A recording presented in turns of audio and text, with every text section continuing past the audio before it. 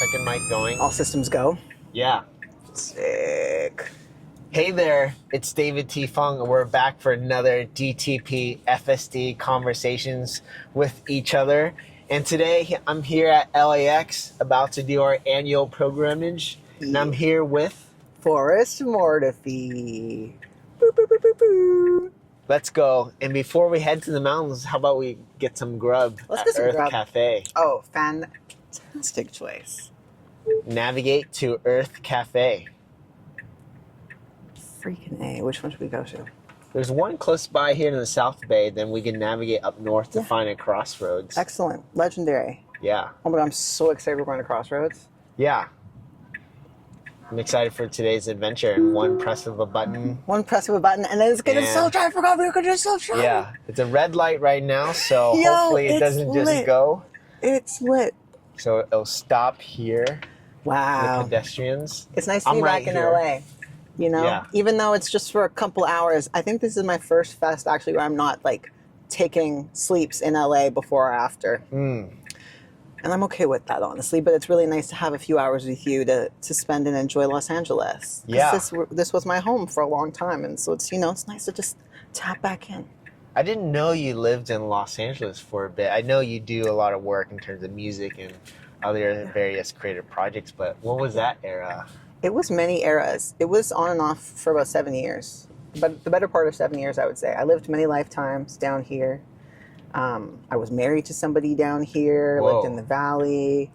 I started my medical transition down here, lived in like 7, 9 different townships over the time I was here. So what was that time span? 7 to 9? it was, let's see, I've been officially gone for like three or 4 years now. So Yeah. yeah, it's like 7 years before that. 7 years. Yeah, on and off between like Toronto as well, but So 11 years since you got here. yeah, about a decade. Whoa. Yeah. Yes. So it's nice to come back.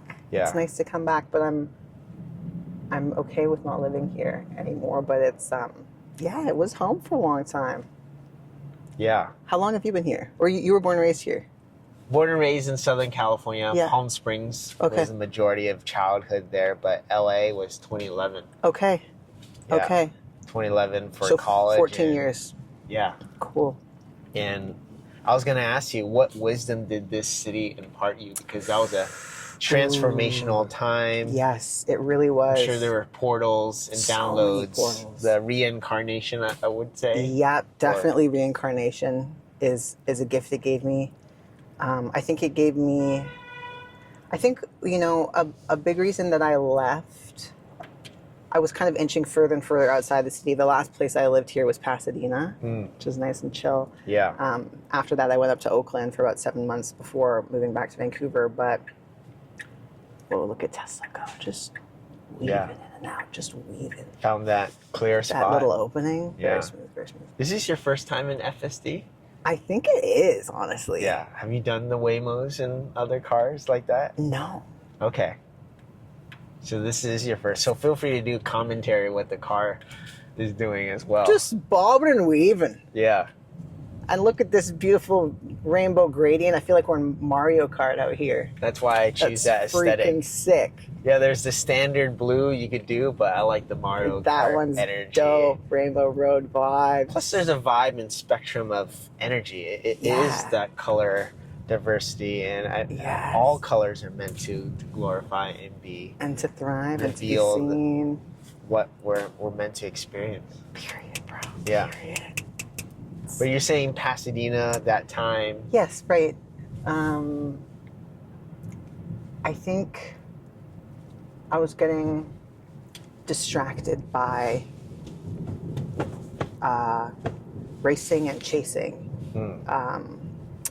a certain version of my music career in this city. And yeah, it was important for me to step back and step out of the city and instead of focus on kind of going up and out, going in and down and rooting. And that's really what moving back to Vancouver has been for me. I feel very grounded and rooted. I spend a lot of time with my nuclear fam. I go in this beautiful, rich, old-growth forest every single day. Whoa. So Named not by accident. Yeah, period. So yeah, because I'm more rooted and grounded and stable in that way, I was able to also intentionally manifest more financial stability moving home. It's not a coincidence to me that, my little granola bar just dropped.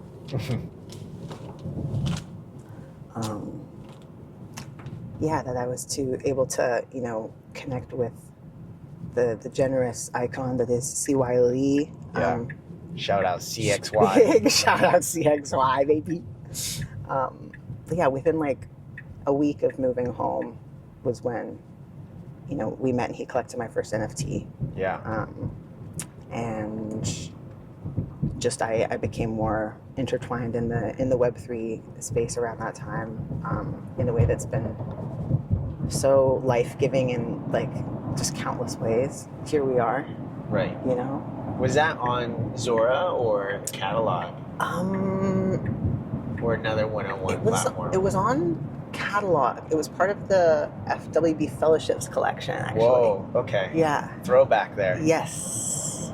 Total throwback.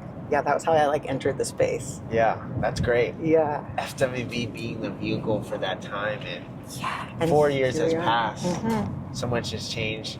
What you're doing and presenting at Fest 2 with CY and Jade and House of Paper. I'm thinking that it's all connected, right? Totally. It is connected. And I know that House of Paper, their message and model is less about patronage as a luxury product or kind of as being tied to merch. And for us at Future Merch, we're really excited to be able to juxtapose traditional merch with future merch, i.e. like luxury patronage products. Got it. But it is ultimately the same ethos and spirit around providing patronage for artists and for music. How are you feeling about the zine, your piece in it? Yeah, I personally haven't opened up the box because I want to have you guys see the reaction and the craft and care, you and Jade, Forrest. Love that. Yes, CY. I don't know if Carl was involved, but not as directly, but he's always in the wings. Yeah, Carl is always He's always in the wings. On the adventures. And I'm excited. Just appreciate you reaching out to artists and creators and creating that conversation, because that zine is a conversation. Yes. As well. That's what I experienced with Friday Press last year, going through that process, a couple iterations. And of course, you and Jade leading the workshop last year was the Kickstarter to that. So it's great to see tangible items and wonder what year 2 of it looks like, and etc. Yeah. It feels full circle. It feels full circle. Yeah. To get to be presenting the zine and celebrating all the artists in it and just bigging you guys up. And there's so much vision in the artists in this community. And it's not a coincidence that we're all here doing this wacky, leading edge, niche, experimental, daring work in Web3 as artists. We could be anywhere else. So there's a lot of talent and there's a lot of vision. So it's really awesome to be able to highlight that in the Future Merch catalog. Totally. Yeah. Walk me back to 2023 Fest. It was Thursday, the day before the main activities. You presented Museum Forest with CY, and I think that was meeting you there. Yeah, that was the first. That was where we met, right? Yes, that was the first inception of IRL, from URL to IRL there, and that was really the first understanding of what CY's adventure was and creating with you. And walk me back to that moment till now. Museum Forest, the seeds you laid there as well on the tech side, and to today, and what does 5 years and 100 years look like? Yeah, I love these questions. I say 100 years because sequoia trees and redwood trees last that long. Period. And even longer. Some of them are 500 years old. Yeah. I've seen some I've seen some 500-year-old grandpas and grandmas up where I live, and they're cool people. They're very cool people. So I love this timeline that you're thinking, big timelines here. Yeah, Museum of Forest. I mean, that was also full circle for CY and I, because we met at the first fest, and he asked me to run the weekly mint experiment at the first fest. I had been kind of, I sang at the opening, I kind of shared some meditations, and so I think he kind of saw me around, and of course we knew each other from having a couple like online hangs since he collected the NFT. So we met at the very first fest, and then it was like a year later we had, I had created this body of work on chain. Right. And so sharing the Museum of Forest, getting to just like share my journey was and continues to be so humanizing as an artist, being valued and seen in just my multitudes, my complexity, and I think everybody and every artist deserves that. Yeah. So I think the Museum of Forest felt like it really got to capture that, the complexity and the timelines, and it was really beautiful for me as well to like go through the process of collecting over 900 online data points of my life's work to date at that point, to put in the archives of Forest. And really just like witness my journeys. Yeah. And it helps me to understand who I am even deeper, and kind of like validate and affirm that I really am who I am, and like across all these timelines and these forgotten moments. So it was beautiful. It was so beautiful to get to share that with the community at Fest 23. And since then it's really just been about taking that, like the gift of getting to be seen and valued in that way, and really trying to share it with other artists and invite other artists to embody that practice of being witnessed in their process, and putting that on chain to have a permanent record of their journeys. Yeah. We appreciate the way you shared it, because it was like connecting the dots. You only look backwards to connect them. Yeah, but it's so crazy. Right? I wonder what the wisdom was from there. If you had a phrase that you walked away from all those data points, the 900 and plus data points, and how does that lead to the 100-year, 500-year growth beyond your finite body? I would say, every pearl put on the string counts. Every bead, every jewel that we add to our life's work and our life's story matters and becomes a part of the necklace that we leave behind, the tapestry that we get to weave. And I think, I was really able to see that in such a tangible way, making the Museum of Forest. And that's what I would share. Yeah. It's interesting that you bring up pearl necklace, because like I get the image of going back to like Redondo Beach, which is in the South Bay area, and like my mom or aunt or grandma always wanted to see like where the pearls come from, and it's like they're always hidden and hard to get, but when they're revealed, they're beautiful, preserved, precious.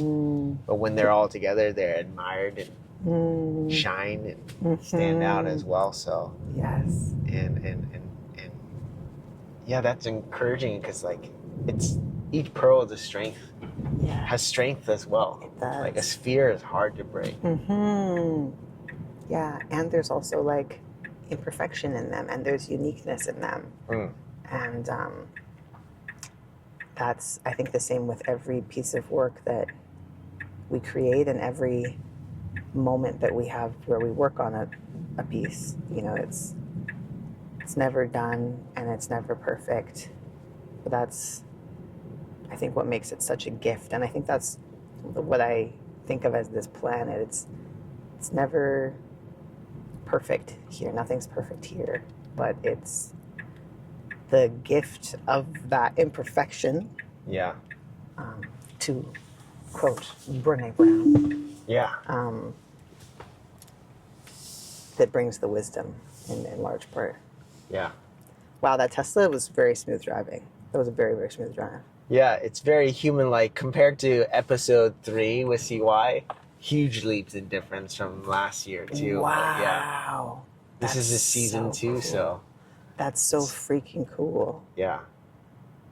How long have you been doing the how long have you been sitting in self-driving cars for? Continuously and full-time, October of last year. Okay. So approaching that 1-year mark, but that's the journey of adventure of doing these episodes. So sick. To have conversations with people, conversations with friends. Yes. In the midst of the technology driving you around and getting better and better every episode. So it actually improves every episode. Yeah. Wow. It gets software updates. It gets improvements from the computer on board as well. Word. Gets downloaded new training AI models as well from the data. Does it like self-learn as well? Like as it's driving, does it kind of gather data and information on each drive? Yeah, if there's like a mistake, I could disengage from it and do a voice command. And it will learn from our human behaviors as well, and all the miles that's been driven so far as well. Just like how we first learned how to drive. It's like every point. Yeah, every data point goes in there. And hopefully we get better. Yes, hopefully. But now we're here at Earth Cafe, and for part 2, we'll dive deeper. I've never been to this Earth. Yeah. Cool. Part 2, we'll dive deeper into spirituality and most importantly, your music, which is a portal in my perspective. But let's go grab some food. Are we parked? Yeah, I'll find a proper parking spot. Okay, word. Just wanted to stop for the moment here. Okay, love that. Yeah.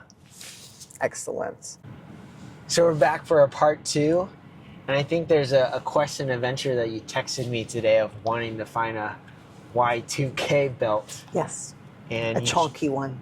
A chonky one that represents you, and you decided to choose which crossroads? The one in Echo Park. So let's head there. My old stomping ground.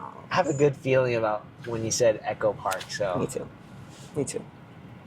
Navigate to Crossroads Echo Park.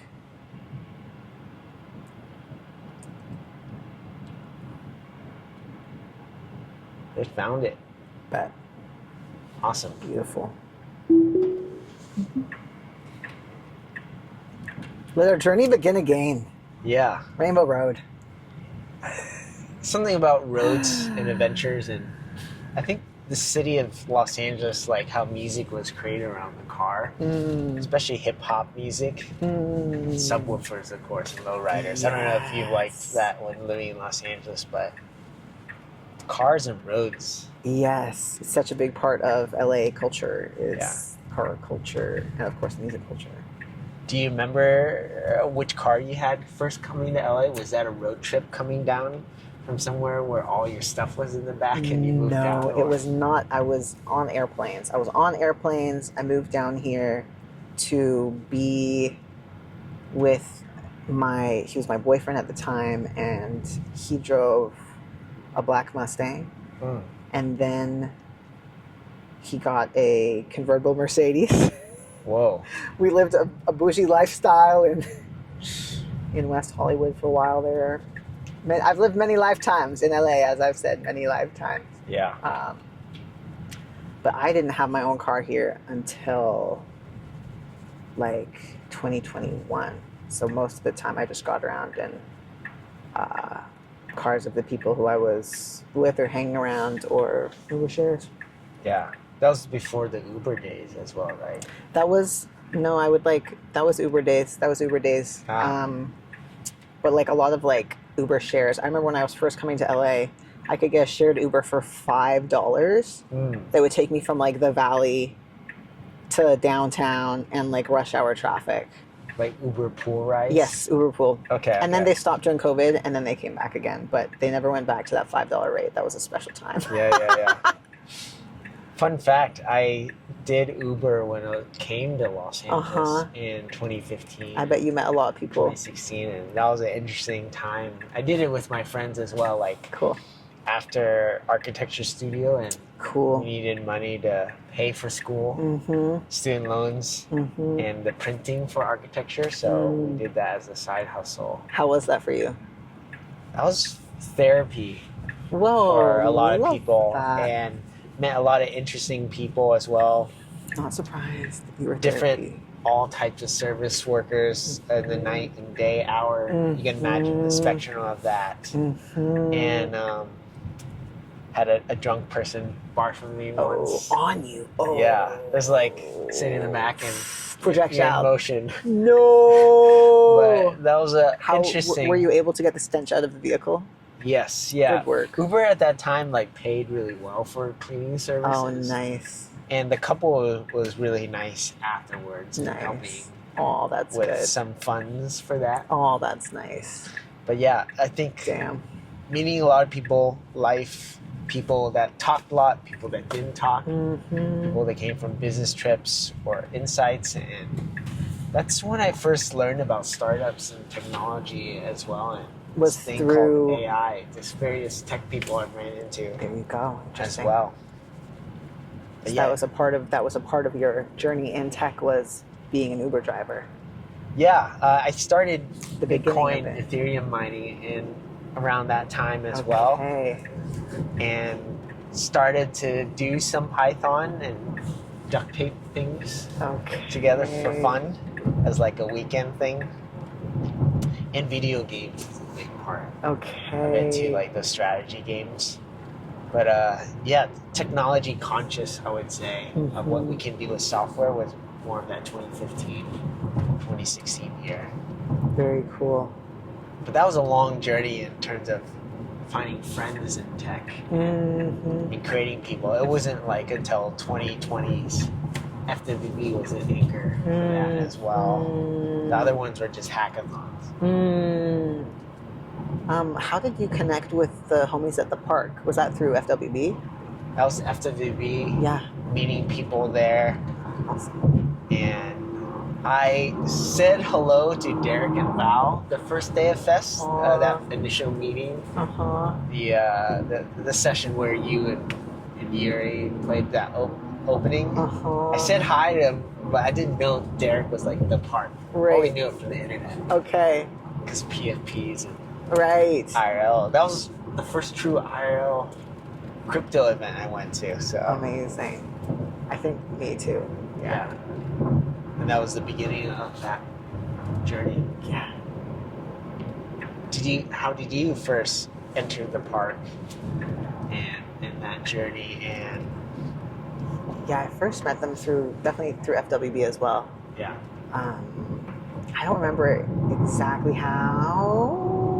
Yeah, just through friends at Fest. Yeah. Yeah.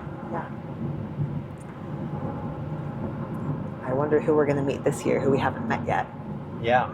Like what incredible people we're about to meet. Right. And it's only year 4. It's only year 4, and they might change the trajectory of our lives, our creative journeys, our careers. Yeah. To meet another like CY or Jade or... Right. Or this person, Nico, like, what if we all end up going to Edge City and then, meeting all these, like, who knows? I just love how life just branches out, and I feel like FWB Fest is such an ignition point for ideas and community and creativity, and it's just such a dope crew. I'm just like, how do we get so blessed to be together? I just feel really grateful. I'm excited. Yeah. I was talking to CY a couple weeks ago, like somehow, some way, somewhere, someone, I forget who initially said like, hey, let's do Fest. But this ritual, this human ritual of like going to the mountains, ascension. Yes. And friends and internet or not, or meeting IRL for the first time most likely. Like DMs to physical atoms is like, what happens if we didn't choose to go to Fest in 2022? Right. What would that world be like? Would we eventually gone to Fest? I don't know. Right. That first year was special too. Yeah, it really was. And like, I just remember all the little like boxes of cereal and all the candy and like the food. That first year at Fest was so bonkers. Like, it's like camp. It was like camp. Like, that was insane, yo. Shout out to Joey Rubin For real. Shout out to Joey. for curating a food selection. Yeah, that was legendary. What was your a memory that you still hold on to or from that fest? From that fest. You know, it was the evening, the eve of fest. It was the evening before the opening ceremony, and I was on the lookout at the top of the hill watching the sunset alone, and I had just moved back to Vancouver like 4 or 5 months before that, and I had just moved into, like, I was staying with my mom for a bit, and I got an apartment, and I was just like strapped for cash, and I was like, bro, like, I'm ready to be financially stable, and if that means that I need to take a step back from music, then I'll do that, and I'll get a more corporate-y office job. I was thinking about looking into DEI jobs, diversity, equity, inclusion, and like going to an office and just doing that for a bit. Like the social civic side of things? Yes. And I remember just having this moment at the top of that hill where I felt really wistful and sad, but also really grateful because I felt like I was taking care of myself in a way that I could tell my energy was asking for. And I let go of my attachment to my artist identity, which I think has happened many times in different ways over my journey, but it was a really distinct moment. And it was within 24 hours of that CY came up to me and said, let's have lunch. And we sat down and he proposed the minting experiment. Yeah. Which ultimately kept, it enabled me to have the spaciousness to stay on track and keep my focus as an artist instead of taking that other fork in the road and heading elsewhere. So that moment really stands out to me when I think back to, fest, the first fest, my Web3 journey, and also just like how manifestation energy works in terms of, I think often the universe gifts me with letting go of attachment, and that frees up energy for me to get what I was asking for in the first place. And that's such a stark example where that really stands out for me. Yeah. I didn't know that story part before. I don't know if you shared it with many people, but that felt, from my perspective, like a prayer or meditation. Or I want to even ask, like, do you feel like as an artist, the act of surrender, the act of letting go or detaching from the thing that you desperately want or need just to feel stable is the unlock to the next level, the act of surrender? Are those like unlocks in your life? I really do think so, David. I think so because we know it's about the journey. We know it's about the process, and getting to live that brings me into presence, which connects me with everything I've been looking for or asking for anyways. Everything else is just a fantasy, which can be fun to live in, but living in the present moment is so rich, and there's access to all the senses and all the power of divine love. It's right here for us, and I know you know that. And I think as well, like, through having, we were chatting about this at lunch, for me, through having such a long period of no performances and being off social media, there's been this letting go of my attachment to visibility as an artist in the ways that I was used to seeking.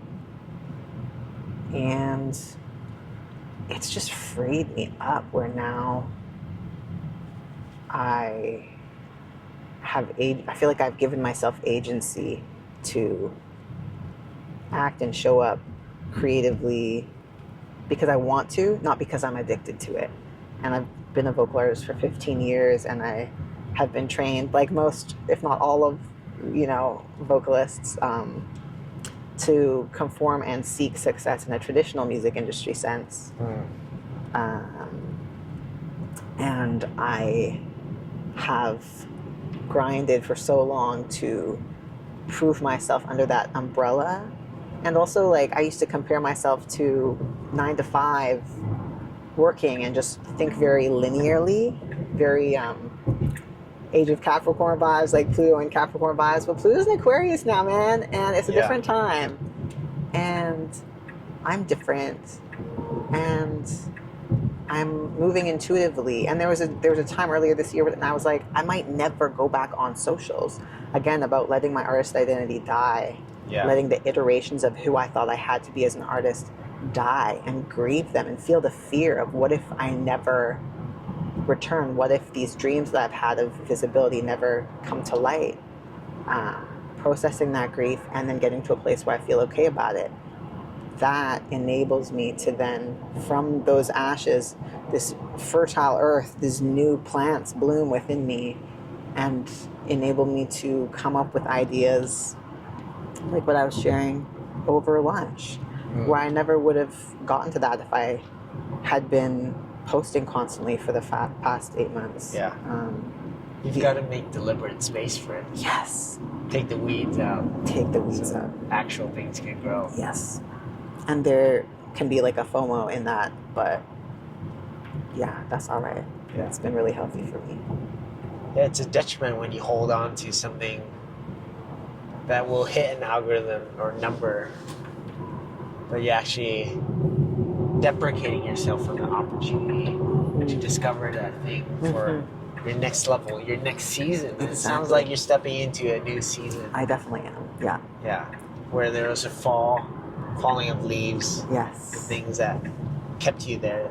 Yes. Nice and good in the spring, summer. And winter was like reshuffling, restructuring. Yes. I'm not saying cold turkey, but... it was cold turkey. Literally, like, this January, I just spontaneously deleted IG off my phone and I just never put it back. Like, It was just like, I'm just going to take this off. And then it just stayed off, so... Yeah. It's been really nice.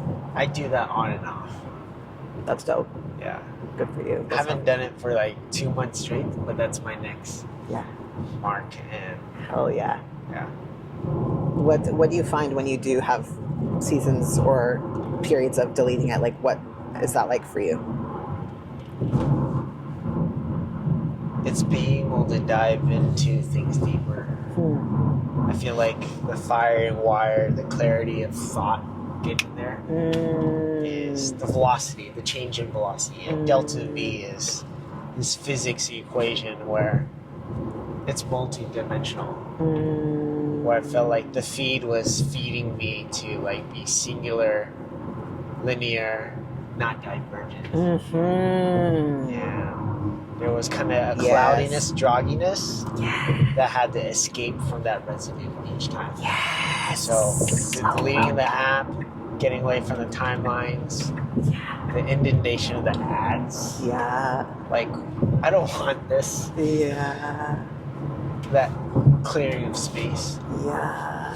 Created this space. Yes. And what has happened for you in being in that spaciousness?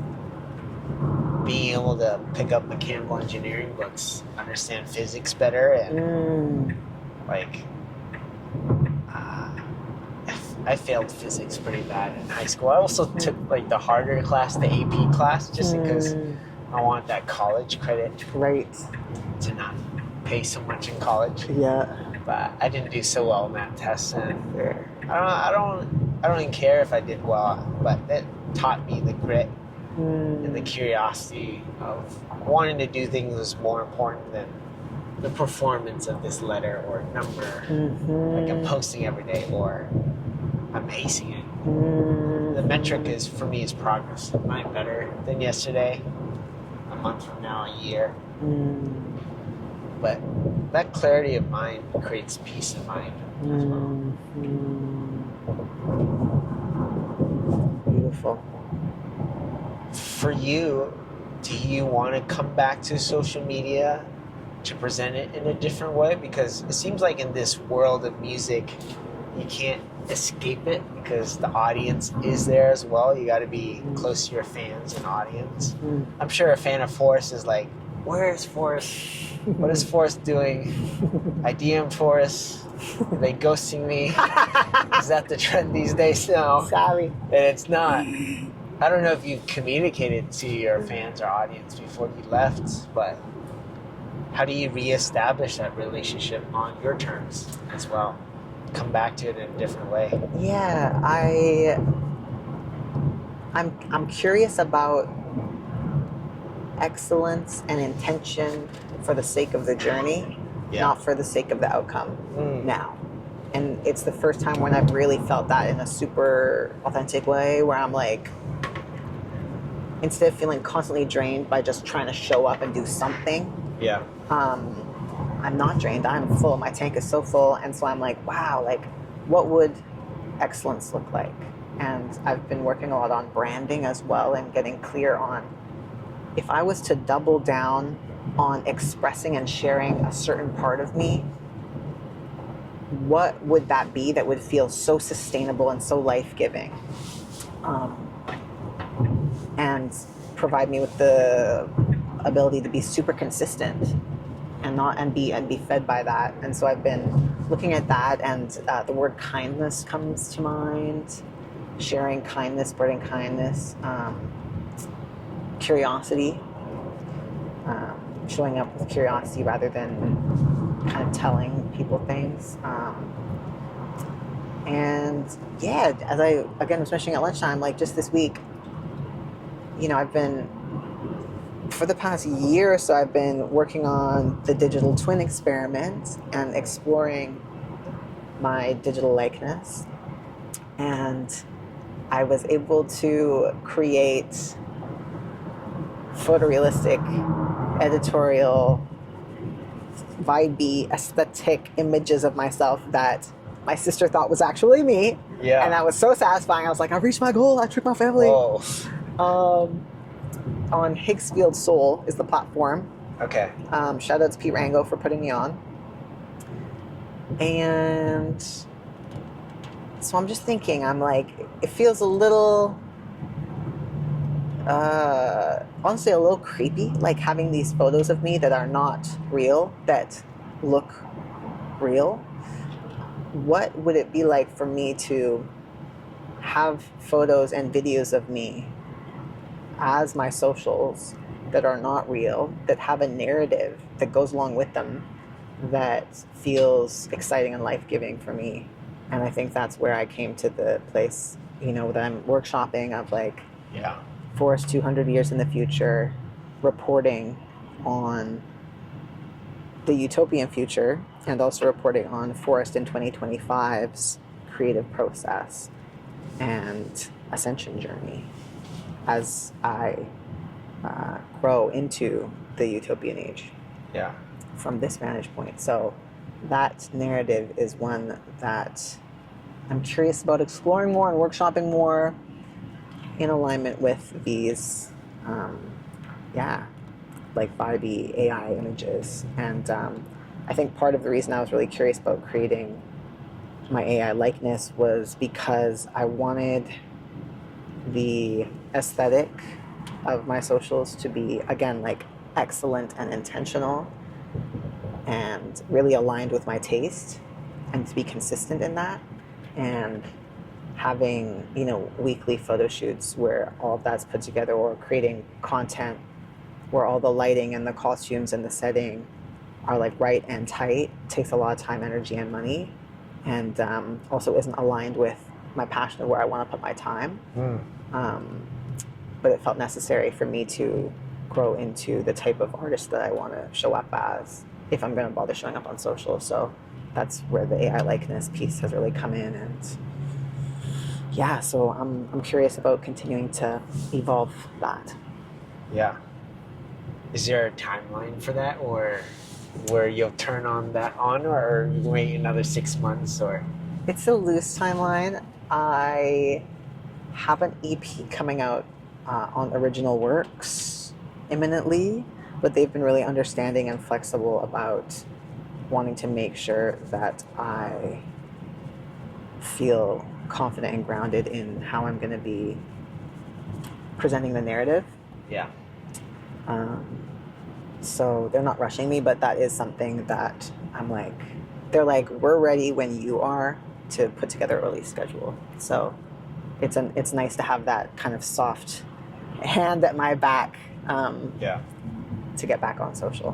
When you say we and they're not pushing, that's a publisher or label? It's a label, yeah. It's a Web3 project that was incubated by a label called Revelator, and Original Works is the project, and they have a protocol that supports musicians in being paid instantly through crypto. And KD from FWB actually reached out to me to hop on there. Okay. She's not with them anymore, but that's kind of where it came through, and I was like, hell yeah, let's do this. And yeah, Gilad, the person who's putting it all together, knows Greg and the FWB crew, so yeah, it's fun to be working with a label that's intertwined in this world, but still applies directly to like kind of trad DSPs. Yeah, they're trying to bridge both of the worlds. Yes, yeah, they are. And ultimately it, is such that the royalties just get directly airdropped into your wallet. You don't have to chase them, and all of the artist splits go out automatically instantly. So it's going to save everyone time and money, which is lovely. So I'm excited to experiment with it. For that EP, is there a theme you want to talk about in there, or can we get a hint or a glimpse? Or yes, the EP is called Platonic, and it's 4 songs about platonic relationships. One's about my aunt, one's about a friend I had who ended up having feelings for me that I didn't reciprocate, and so we kind of, it was a difficult situation, and boundary setting, communication was eye-opening for me as well, thinking about how I'm, showing up to relationships. And so there's a song about that on there. There's a song, probably my favorite track off the record, is called Telepathy, and I made it with my friend Clay Xavier in Oakland.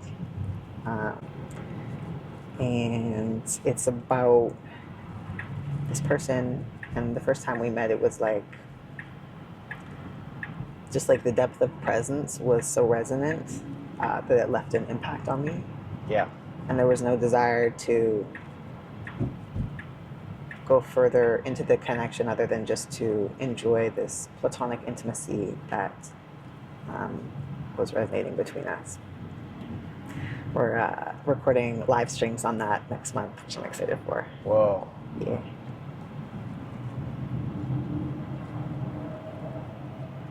In the 4th track, or? And the 4th track, what's the 4th track? Oh yeah, the 4th track is with my friend. No, that's the one with my aunt. I don't remember what the 4th track is. It's not coming to mind. It's a mystery. It's going to be a surprise, my friend. Yeah. I'm excited for that Telepathy one, because live strings always gets me. Oh, same. Goosebumps. Same. Oh, I remember what the 4th one is. It's called To Forgive. And it's about navigating,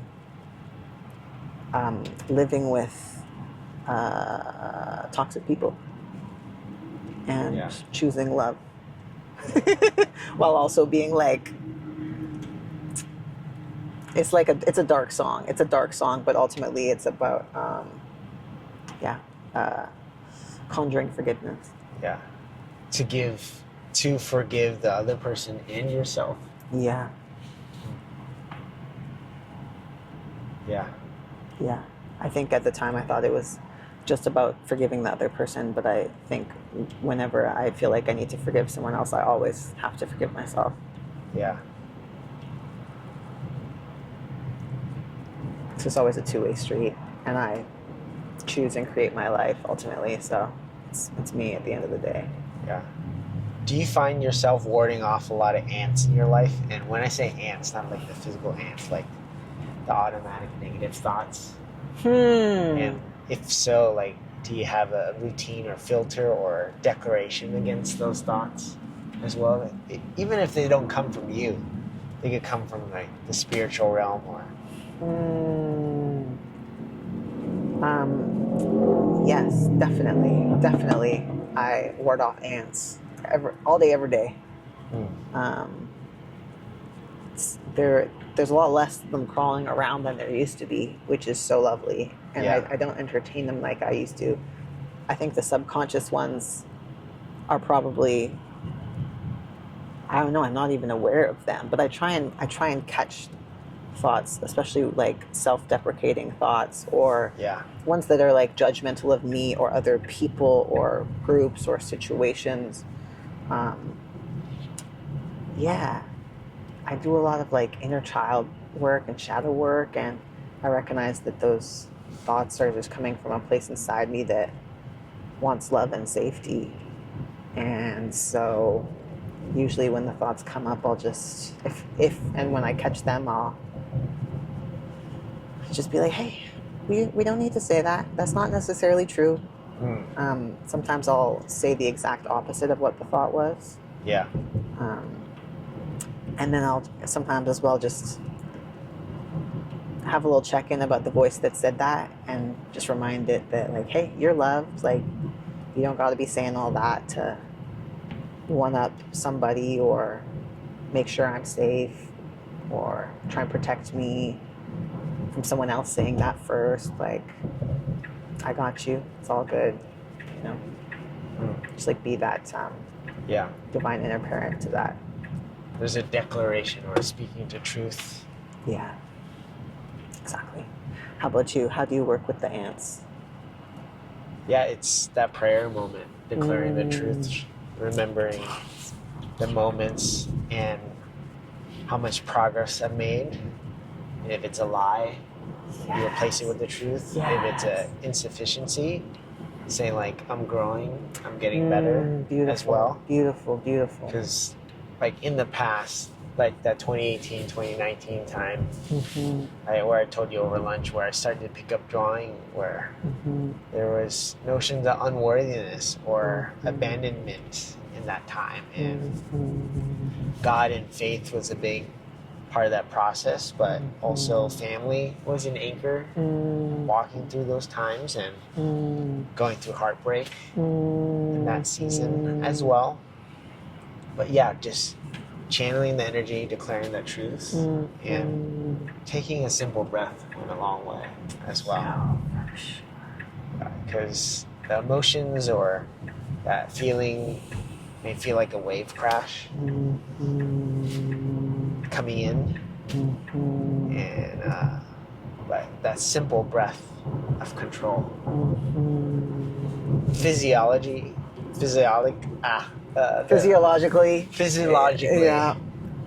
changes like the brain chemistry. That motion and emotion, it comes together on both sides. That's why running was crucial in that period, partly because of the breath generated during running. And to release that energy,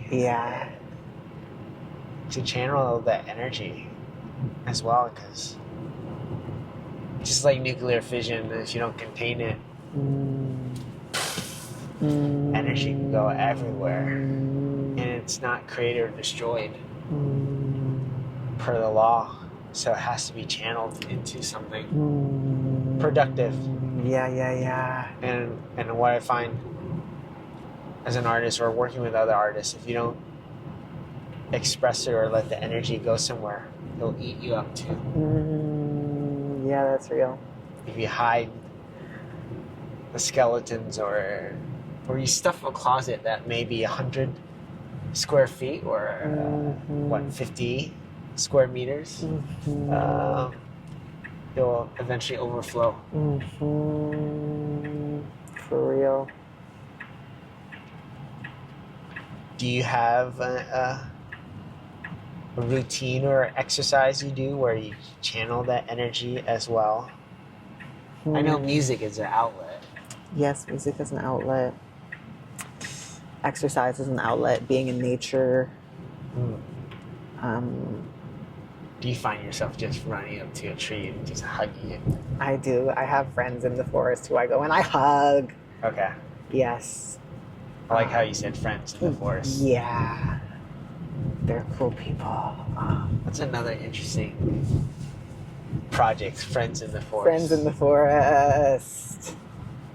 And look at how that for rent sign almost spells forest. Yeah. It's one letter off. What's up? I used to live around here. Yes. Those are the things I do. And also I think fashion has become a creative outlet for me lately. I've been cropping a lot of my shirts. I've been like altering my clothes. I've been getting rid of a lot of stuff I don't wear anymore. And I've been getting new things. Yeah. Well, you got to get rid of the old wineskin so you can have new wineskin as well. Yeah. Yes, definitely.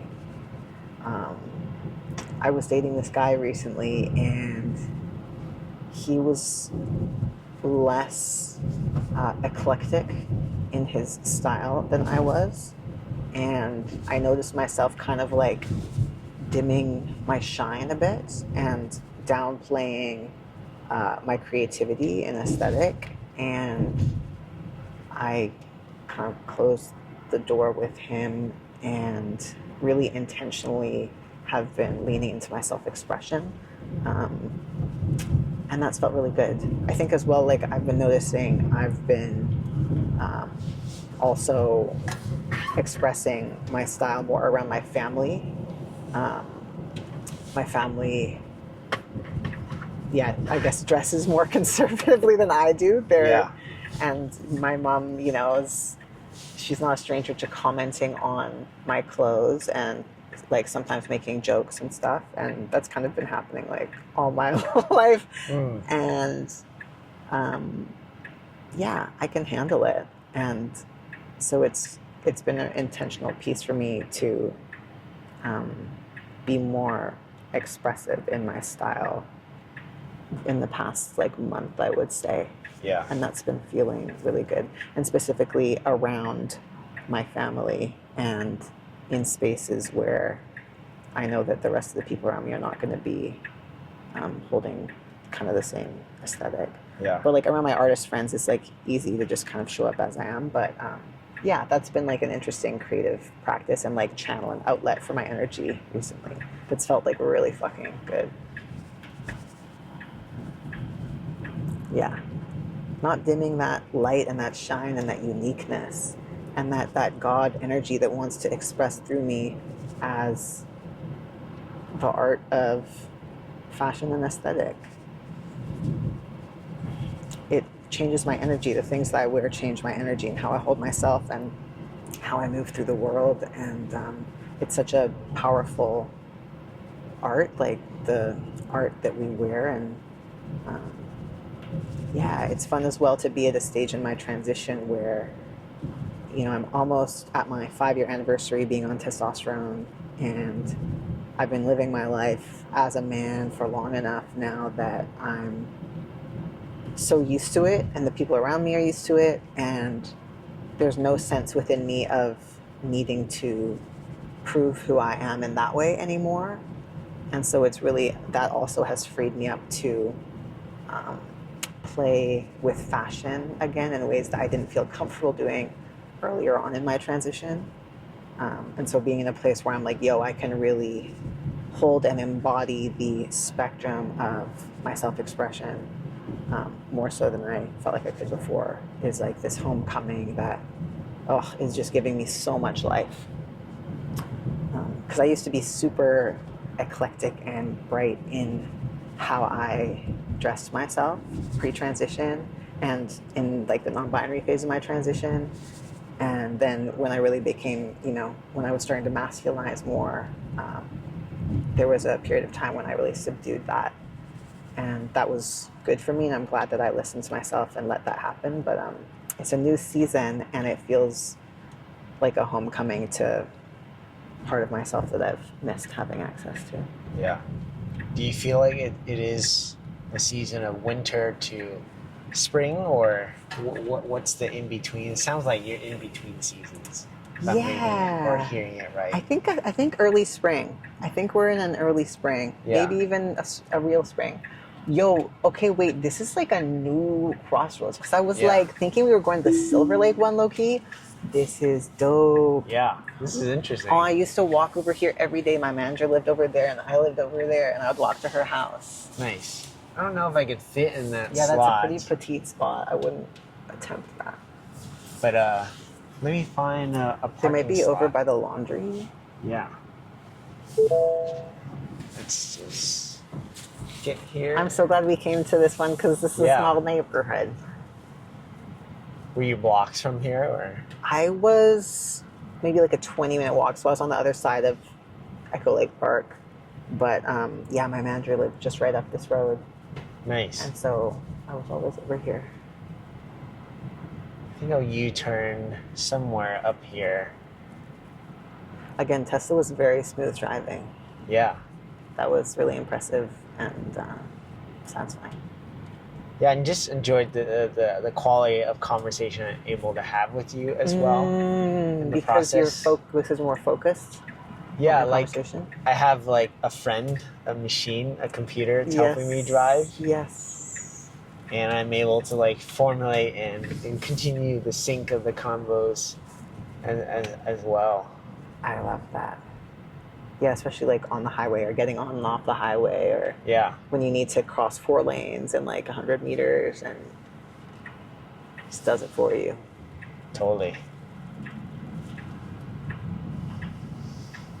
Thank you so much for having me. Totally. I think